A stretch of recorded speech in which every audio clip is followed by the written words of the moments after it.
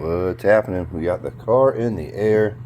Got this aluminum transmission mount we're going to throw in this thing. See if that helps some of the wobbly shifter action we've been having. Got a lot of comments about how wobbly my shifter and stuff is. Sometimes it's a little tough to shift while drifting because everything's moving a little bit. Hopefully the solid transmission mount will help with that. We're going to get down there, throw this thing in there, and see if that helps us tomorrow at the track.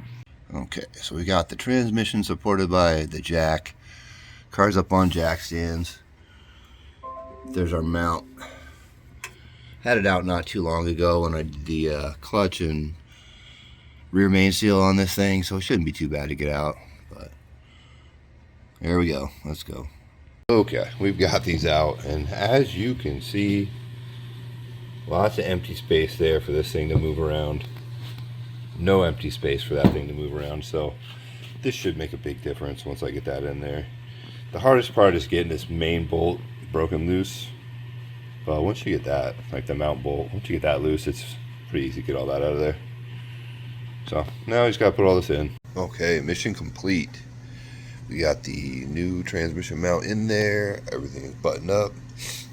Gonna leave it in the air so I can do a little bolt check in the morning. Make sure everything under there on the front end is still all good. Been a while since I did one of those. So that's it from the garage for now. Tomorrow morning is track day, and we'll see how much of a difference that trans mount really makes.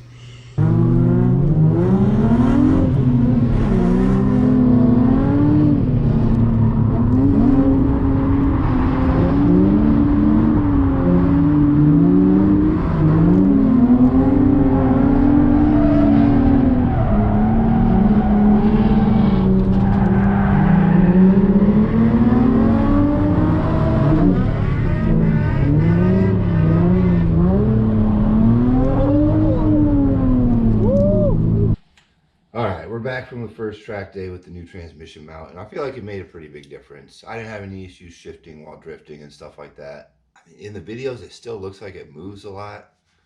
I didn't have great video. It was kind of comparing a wet day to a dry day, so you know, it's not exactly the same.